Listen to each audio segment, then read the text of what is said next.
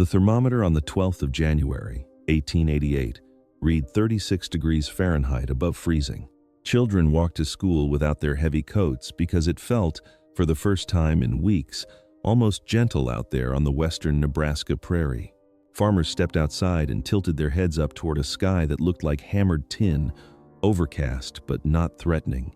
By noon, the temperature had fallen 40 degrees in less than 4 hours, and by 2 in the afternoon it was still falling.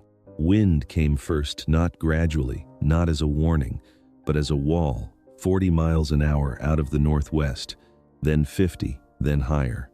The temperature kept dropping, -10, -20, with snow so dense and so fine it got into sealed trunks, into covered wagons, through cloth, through skin. Visibility dropped to arm's length. Children walking home from school stepped off their paths and walked in circles until they fell. At least 235 people died across Nebraska, Dakota Territory, and Kansas in the next 18 hours, and most of them froze within a mile of shelter they never found. On January 14th, 2 days later, while the cold wave that followed the blizzard settled over the plains, a woman named Etta Shattuck was still alive inside a haystack near Ord, Nebraska. She had been there for 67 hours, with the temperature outside sitting at -30, and she was alive because the hay had held her. Most of us carry a picture in our heads of what the American frontier looked like. The real version, the working version, the version where people didn't just pose for photographs but actually survived. And in that picture, the shelter is a log cabin. Rough-hewn timber, fireplace going, Lincoln himself born in one, appearing in every painting, every movie, every history book, practically a symbol of American self-reliance. Here's what nobody tells you. On the Great Plains, which is where most settlers actually went after the Civil War, where the Homestead Act of 1862 sent hundreds of thousands of families, a log cabin was often the worst possible thing you could build.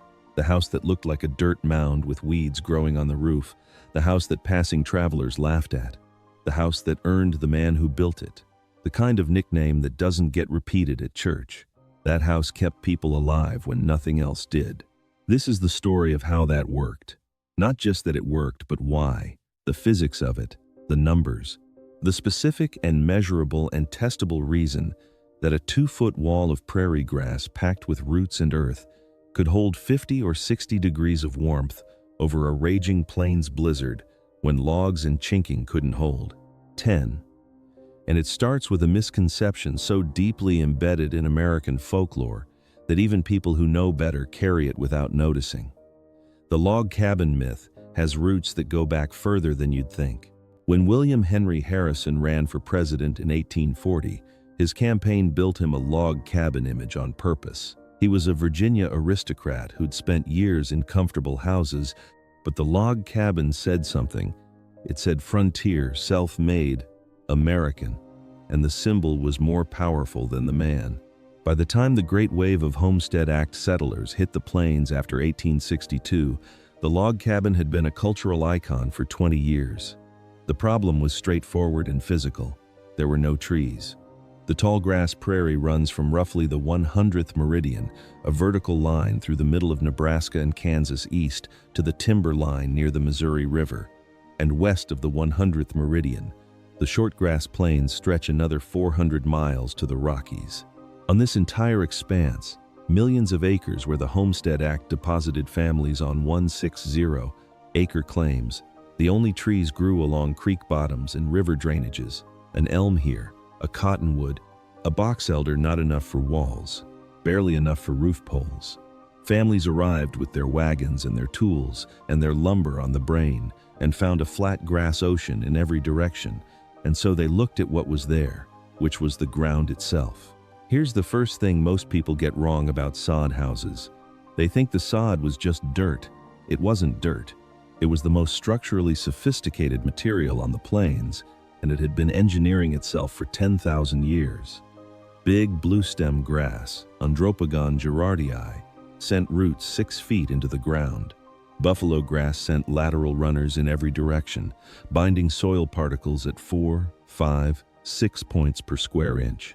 Prairie cordgrass in the wet lowlands built root masses so dense you could stand on a cut section and it wouldn't crumble. This was not loose earth, but fiber-reinforced, self-repairing, root-bound structural material that had been tested by drought, frost, hoof, and fire for longer than any civilization had been keeping records. When a settler cut it into bricks 2 feet long, 12 inches wide, 4 inches thick, they weren't cutting dirt but something closer to compressed felt. A brick of good buffalo grass sod could be dropped from 3 feet and not break, could be stood on edge and stay there, and weighed about 50 pounds. Rolf Johnson, a Swedish emigrant who settled in Phelps County, Nebraska in March 1876, wrote about the process in his diary. First, we broke sod with a breaking plow. This we cut off into bricks, which were 2 feet long, 12 inches wide, and 4 inches thick. Of this, we built the walls of the house. The walls went up in layers, grass side down, each course staggered from the one below it like brickwork. Every third course laid crosswise for binding, 2, sometimes 3 sods thick, producing when finished a wall approximately 24 to 36 inches wide, and that width is the number that matters. The roof was more complex, and it's where the hay comes in properly, specifically in a way that most tellings get wrong. The roof frame was whatever the settler could find or afford. Cedar ridgepoles, if they could be hauled from the Republican River Valley, rafters of cottonwood or elm from the creek bottom, spaced about 18 inches apart. Over the rafters went a layer of brush, wild plum, chokecherry, whatever was available. And then came the grass layer, not a handful, not a decoration, but a deliberate thick matting of wild prairie grass laid over the brush and covering it completely, with sod placed grass side up on top of that and followed by several inches of packed earth. The grass layer was specific, intentional insulation, and the people who had been doing this for centuries before a single European set foot on the prairie knew exactly why it worked. The Mandan, Hidatsa, and Arikara peoples had been building earth lodges on the northern Great Plains for hundreds of years before the Homestead Act, and so had the Pawnee, the Omaha, the Oto. Their earth lodges, circular, semi-subterranean, 20 to 60 feet in diameter, used a layered system that any modern building scientist would recognize immediately. Ethnographer Gilbert L. Wilson spent years working with Buffalo Bird Woman, a Hidatsa woman born in 1839, documenting her people's construction methods in precise detail in the Hidatsa Earth Lodge, published in 1934. After the center posts and ring posts and rafters went up, the builders laid willow branches over the framework. Then came the grass layer, a thick matting of prairie grass tied to the willow in overlapping courses, then sod bricks, then packed earth. The grass was not an accident, and it was not debris.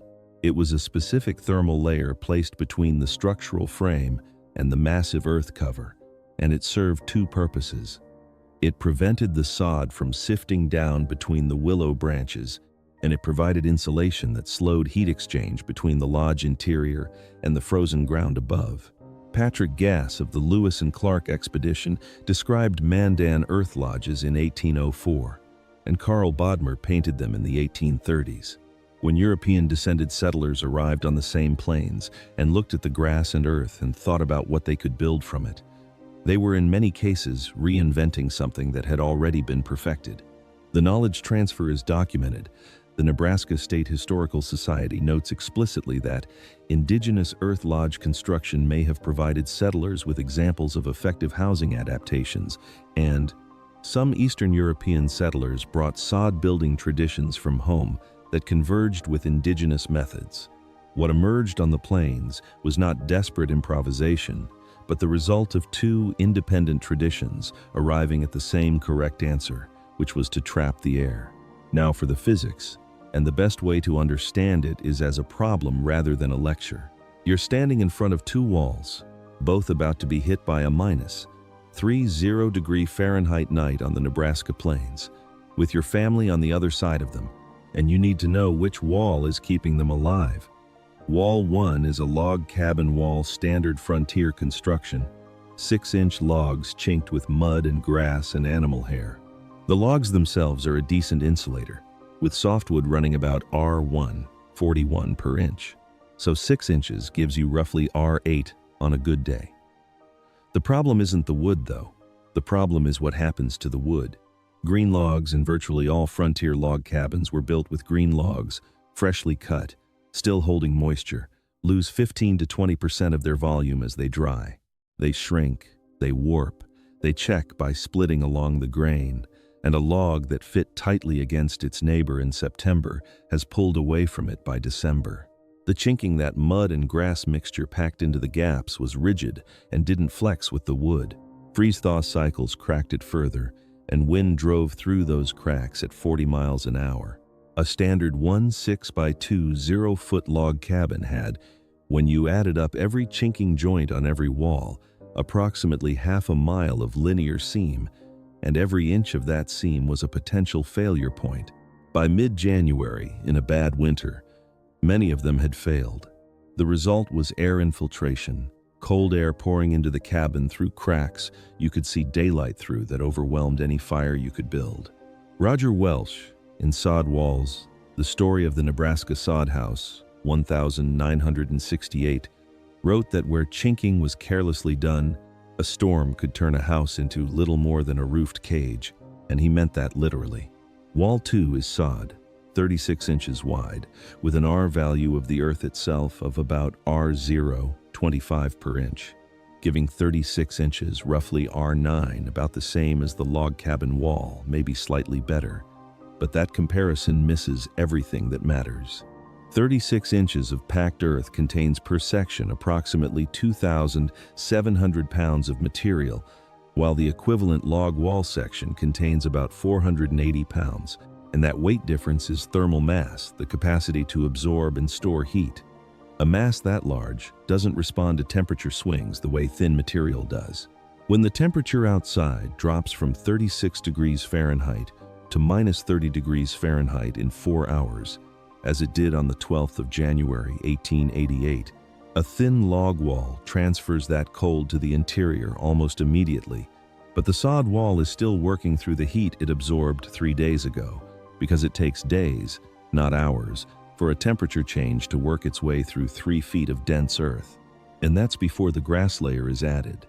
When a sod roof was properly built, brush, then grass matting, then sod, then packed earth, the grass layer functioned as what modern building scientists call dead air insulation. Straw and grass, with their hollow tubular structure, trap air in millions of micro pockets, and air itself is one of the best insulators that exists, provided it isn't moving. The grass layer stopped the air from moving. Oak Ridge National Laboratory tested plastered straw bale walls in 1998 and measured R27, 5 for 19 inches of thickness. The California Energy Commission confirmed R30 for a 23-inch plastered straw wall. Those are modern tests, but the physics was the same in 1881. A properly built sod roof with the grass layer intact was performing at somewhere between R20 and R30 per foot of thickness, while the log cabin roof, typically boards or cottonwood poles with a thin dirt covering, was performing at R5 to R8. On a night when outside temperature hits minus 30 degrees Fahrenheit and inside temperature is 50 degrees Fahrenheit, the temperature differential is 80 degrees. Through a log cabin roof at R6, that translates to roughly 13,000 to 25,000 British thermal units per hour of heat loss, while through a sod roof at R25, it comes out to roughly 1,500 to 3,000 British thermal units per hour. That's the 60-degree difference in the title of this video, not a metaphor, not an approximation, but a measured and calculable consequence of trapped dead air and thermal mass working together in a structure that most educated people in 1880 would have laughed at. The laughter was real. Sod houses got called soddies by the people who lived in them, which was affectionate, and they got called other things by the people who didn't. Travelers on the Oregon Trail who had come from proper houses back east, stone, brick, timber frame, looked at the low grass-covered mounds along the Platte River and wrote letters home, describing them as barely distinguishable from the prairie itself. Land agents in Omaha and Kansas City emphasized frame construction and imported lumber as markers of progress, civilization, ambition, because to have a proper house meant to have a proper future, and the sod house said you hadn't made it yet. Solomon Butcher understood this. He arrived in Custer County, Nebraska, in 1880, and spent the next decades traveling by horse and wagon with his camera equipment, photographing the sod house families of the county, producing more than 3,500 glass plate negatives, with more than 1,000 of them depicting soddies. His goal, he said, was to preserve the record before shame erased it, before people tore down their sod walls and built something they weren't embarrassed by. And he knew the houses were disappearing not because they failed, but because they succeeded, sheltered a generation, and got left behind when prosperity arrived. His photographs show families posed in front of their sod walls with their best clothes and their livestock and their farm equipment, looking directly at the camera with the seriousness of people who have built something and know it. And on more than one photograph, there is a cow standing on the roof, not because anyone put it there, but because the grass kept growing, and the cow walked up the gentle slope of the earthen berm and found a meal. Maddie Oblinger was not laughing. She was a young woman from Indiana who settled with her husband Uriah in Fillmore County, Nebraska, and wrote letters home throughout the 1870s that were later collected and published. And in a letter from 1873, she described neighbors who had built frame houses and were struggling through their first winter. They're going to build sod houses so they can live comfortable this winter. That was not a last resort. It was a solution. The thing that worked when the thing that looked right didn't. The hard winter of 1880-81 provides some of the clearest evidence. It began with a blizzard on the 15th of October, 1880, in southeastern Dakota Territory, and didn't end until April 1881, running for roughly 7 months. A 2020 peer-reviewed study in the Bulletin of the American Meteorological Society by Bousted, Shulsky, and Hilberg documented that snow fell on 47 of 59 days between January and February, 1,881 across monitored sites in the region, with temperatures hitting -35, and the railroads the lifeline of every supply-dependent town buried under drifts for weeks. Laura Ingalls Wilder's family lived through this winter in a thin-walled wooden claim shanty in De Smet, Dakota Territory, which she wrote about decades later in The Long Winter. The family twisted hay into tight sticks and burned them for fuel because their wood ran out. They nearly starved, and the shanty walls gave up almost no resistance to the cold. She describes the frost building up on the interior walls, the water freezing in the pail overnight. The fuel problem was the same across the plains, with settlers burning twisted hay, dried buffalo chips, furniture, anything. But the fuel problem was worse in frame and log structures because the heat they generated was pouring straight through the walls. A sod house with the same small stove needed to replace far less heat per hour to maintain livable temperature because far less heat was leaving through the walls and roof. David Gilbert was caught mid-construction of a sod house when the October 1880 blizzard hit, with walls only 3 feet high and the structure nowhere near finished. He took shelter behind the partial walls with what supplies he had and survived the storm. With those unfinished sod walls, barely chest high, providing more protection from the wind and cold than many completed frame structures nearby. The fuel was the bottleneck, and the sod house stretched it further. The best analogy for understanding the sod house's thermal advantage is a thermos. A thermos doesn't generate heat or have a heater inside. It only slows the transfer of heat from inside to outside, and the better the thermos, the longer your coffee stays hot, the less energy it took to heat it in the first place, and the less often you have to reheat it. A sod house operated on the same principle, and a log cabin with failed chinking operated like a thermos with a crack in it. But the analogy breaks at a crucial point, and where it breaks is where the deeper understanding lives. A thermos is passive and has no mass, it's just an insulating shell around a vacuum. But the sod house wasn't just an insulating shell. Those 2,700 pounds of earth per wall section weren't only resisting heat flow. They were absorbing heat during the warmer parts of the day, and the warmer spells between blizzards, storing it. and releasing it slowly when the temperature outside crashed. The sod house damped the swings. A log cabin's interior tracked the exterior temperature with a lag of hours, while a sod house's interior tracked it with a lag of days, meaning that when a 4-day blizzard hit, the interior of a sod house was still drawing on thermal reserves from the week before the storm began. That's closer to a hot water radiator that you filled up in October and is still gently warm in February than it is to a thermos. And then there was the floor. Most sod houses had dirt floors, packed earth, sometimes treated with ox blood or water to harden the surface that connected directly to the ground beneath the structure. 6 to 8 feet below that floor, in the northern plains, the earth held a steady year-round temperature of approximately 48 to 52 degrees Fahrenheit, regardless of what was happening on the surface. Dugout soddies, which cut into a hillside and used the earth as 3 of their 4 walls, coupled to this stable subsurface temperature even more directly. On a night when outside air ran -30, the floor of a dugout was receiving gentle upward heat from earth that registered nearly 50 degrees, with the ground itself functioning as a heat source. No log cabin could replicate that its floor was elevated above grade, ventilated beneath to prevent rot, separated from the stable earth temperature by an air gap that cut off the one free heat source the plains offered. By the time the children's blizzard hit on the 12th of January 1888, the sod house had been sheltering plains families for over 2 decades.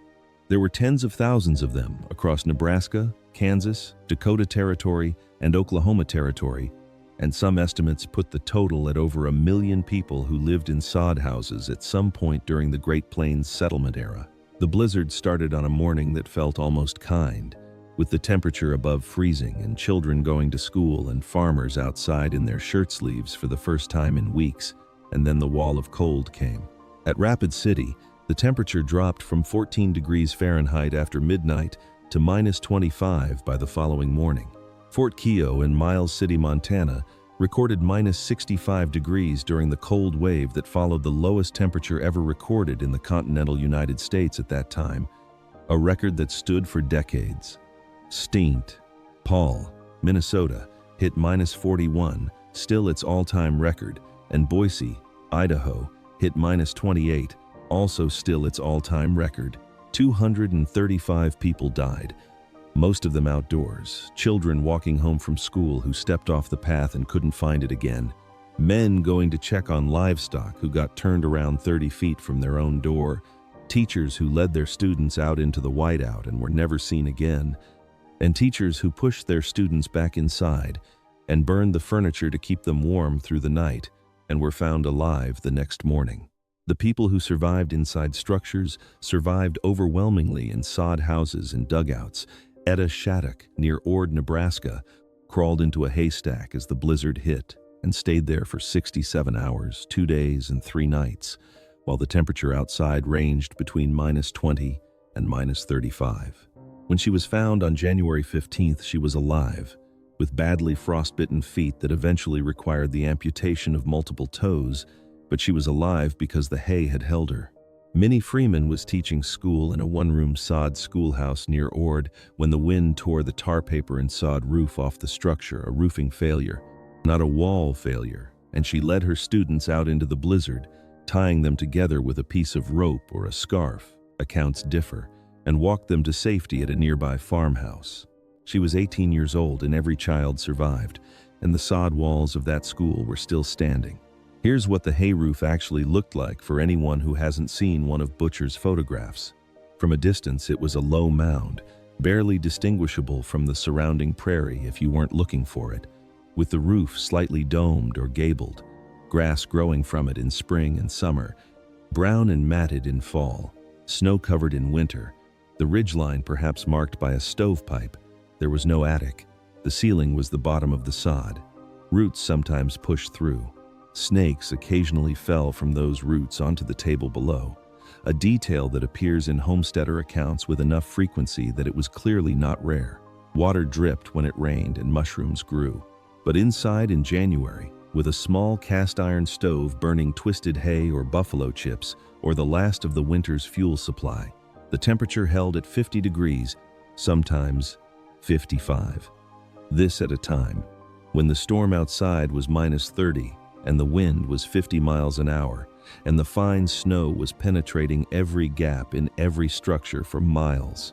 A log cabin on the same night, with the same fuel supply, was running 35 to 40 degrees, maybe less if the chinking had failed.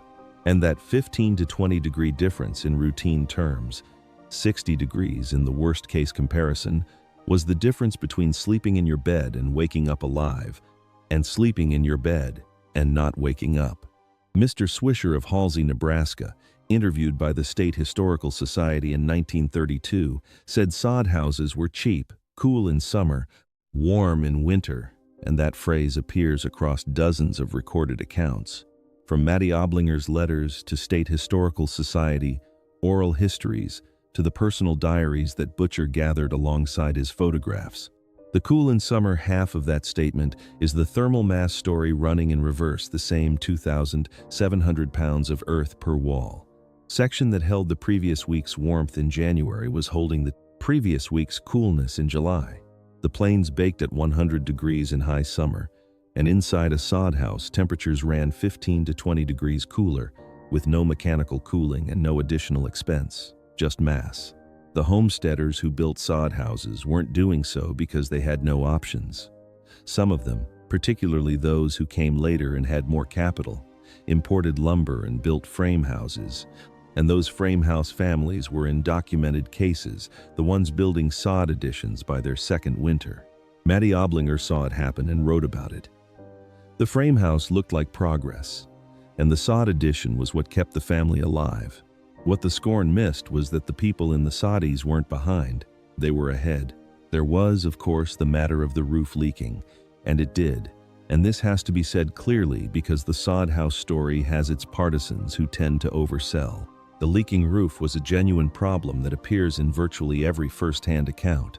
When it rained on the plains, it rained heavily, and a soddy roof was essentially a field, grass, roots, packed earth with a thin brush layer beneath it, and whatever pole structure the settler could afford.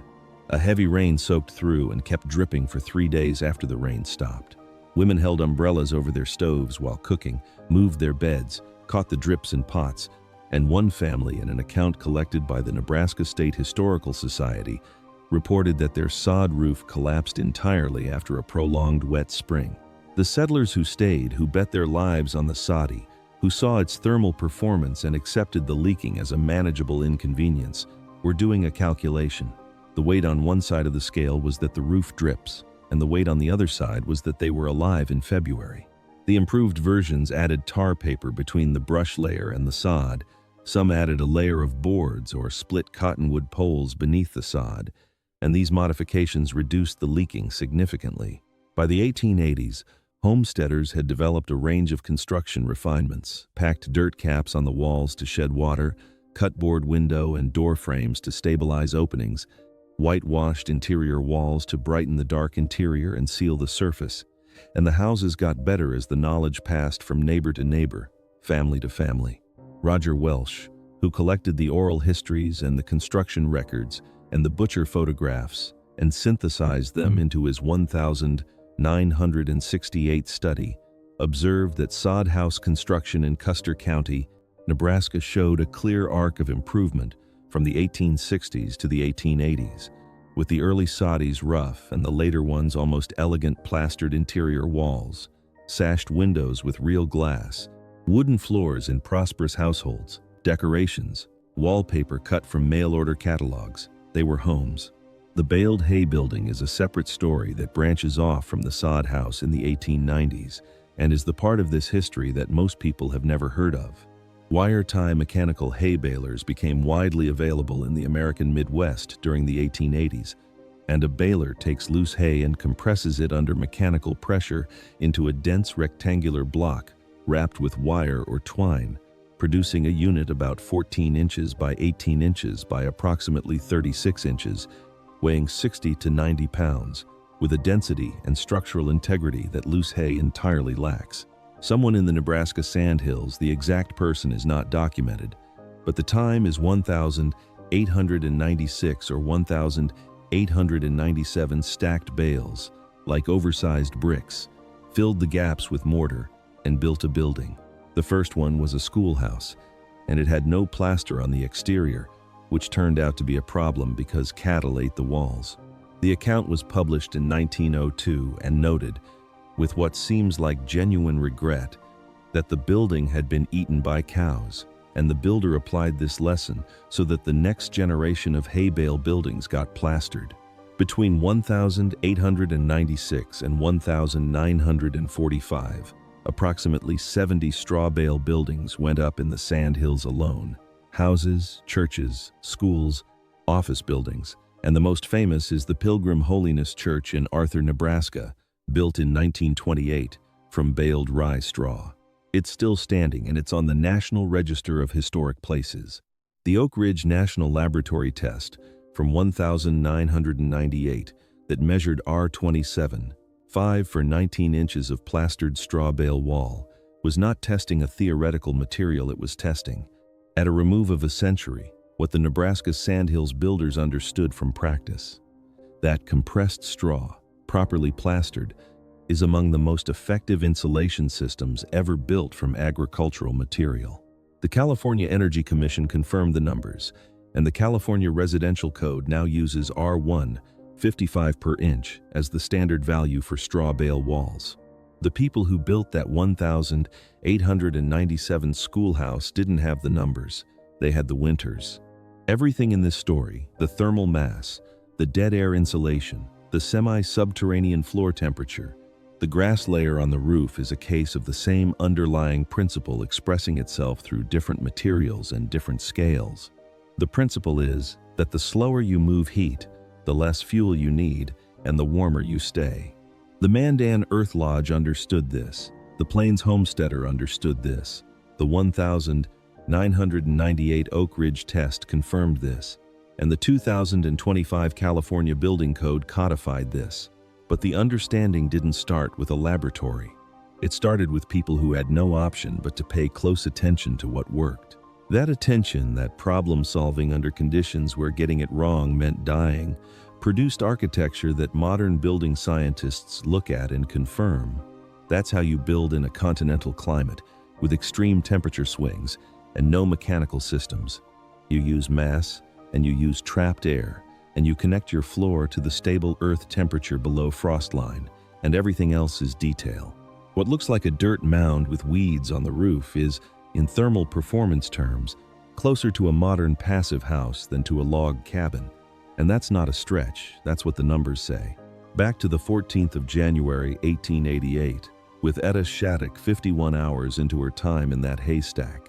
The temperature outside was somewhere between -25 and -30, and inside the haystack it was above freezing, not comfortable, not dry, not warm in any way that word gets used in ordinary conversation, but above freezing, which meant the biological processes that keep a human body alive were still functioning.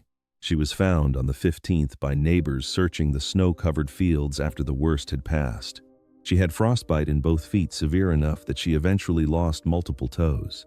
And she survived the blizzard, and she survived the amputation, and she lived, all because the hay held her for 67 hours. A log cabin with failed chinking on a night when outside temperature is -30 Fahrenheit, and you're trying to maintain a 50-degree interior, means fighting a temperature differential of 80 degrees across a wall with an R value, in the worst spots where the chinking has opened, approaching zero. Documented reports from army posts on the northern plains during the same era describe buildings where vegetables froze overnight, and where the interior temperature in an unoccupied structure on a cold night dropped to within a few degrees. Of outside, with the stove in an occupied cabin, fighting that heat loss continuously, and on a bad night, losing. A sod house wall at R9 to R13 with a roof at R20 to R30, with thermal mass working as a buffer and no chinking failures because there were no chinking joints. They might run 50 to 60 degrees Fahrenheit on the same night when the log cabin interior ran 20 to 30. The 30 to 60 degree interior advantage variable by construction quality, by wind exposure, by how much fuel was available, is what the families who lived through those winters reported in different words, over and over. Cool in summer, warm in winter, warmer than the frame house that looked better, warmer than the log cabin that was the symbol of everything their new country told them a home should be. One more thing needs to be said about who built these houses and what it cost them. The sod house was not free. Cutting sod required either a strong horse and a breaking plow or many days of hard hand labor, and a family building a standard 1/6 by 2 0-foot soddy needed approximately an acre of good buffalo grass sod, 1,500 to 2,000 cubic feet of material moved by hand and horse. The roof required hauling ridgepoles and rafters from creek bottoms sometimes miles away. The grass layer required gathering and spreading prairie hay in sufficient thickness to do its job, and the packed dirt cap required multiple passes with water and a tamping tool. The cost in money was low, often under $5 in materials for a basic structure, while the cost in labor was high, and the reward for that labor was a building that, in documented cases, outlasted the families who built it. The Nebraska State Historical Society has records of sod houses that stood for 30 and 40 years, long past the first generation, long past the period when they were needed, standing simply because 3 feet of sod and root wall doesn't fall down easily. What the sod house represented was not the absence of ambition, but a specific and hard-won and environmentally calibrated intelligence, the ability to look at what was actually available and build from that rather than from what you wished were available. The people who arrived on the plains expecting to build log cabins and found grass and built from the grass were not failing to achieve their vision. They were doing something harder, abandoning the vision and replacing it with an answer. Solomon Butcher knew what he was preserving when he loaded his glass plates into his wagon and drove from farm to farm. He was preserving the record of people who had figured something out and who were, as prosperity replaced necessity, tearing down the evidence as fast as they could afford to, and he got there in time. His photographs, more than 3,500 glass plates, now held by the Nebraska State Historical Society and the Library of Congress, show the sod house families of Custer County exactly as they were, standing in front of their earth walls, looking at the camera, surrounded by their livestock and their children and their tools, looking like people who know what their houses cost them and what their houses gave back. Behind almost every one of them is a low grass roof, brown and matted in the cold season photographs, green and growing in the summer ones. The last straw bale building built in the Nebraska sandhills before the tradition faded was probably sometime in the 1940s, when cheap lumber and new construction materials and rural electrification made hay bale construction seem unnecessary. The Pilgrim Holiness Church in Arthur kept standing. The houses kept standing too, most of them, until they were deliberately demolished to make way for something that looked more like what people thought a house should look like. In the fall of 2019, a crew from the Nebraska State Historical Society surveyed what remained of the documented sod house sites from Butcher's photographs. Some locations had no trace. Some had the outline of a wall barely visible in the grass, and a few had more than that, an earthen berm still shaped by the wall that had been there, still holding its form after a century. 3 feet of packed root and earth doesn't give up easily. It outlasted the families, it outlasted the arguments, and it's still there, some of it pressed back into the prairie it came from, indistinguishable again from the ground it was cut out of. The travelers who rode past the soddies on the Platte River Road and wrote home about the primitive conditions of the prairie. Settlers weren't evil and they weren't stupid. They were carrying a model in their heads that told them what a house looked like and what it said about the person who built it. And that model was wrong in the specific and testable and measurable way that things are wrong when they haven't been checked against reality yet. The Plains settlers checked it against reality. Reality was -30 in January. Reality was half a mile of chinking joints, any one of which could fail. Reality was a haystack that held a woman alive for 67 hours when the wind chill ran to -70. And reality was a grass roof that kept growing in summer and kept insulating in winter, and kept doing both things quietly, without requiring anything from anyone for as long as the house stood. The hay held, compartilor conteúdo do projeto how mountain men criado, por você how mountain men. Avoid these styles. These styles were used TXT-16 Linhasks.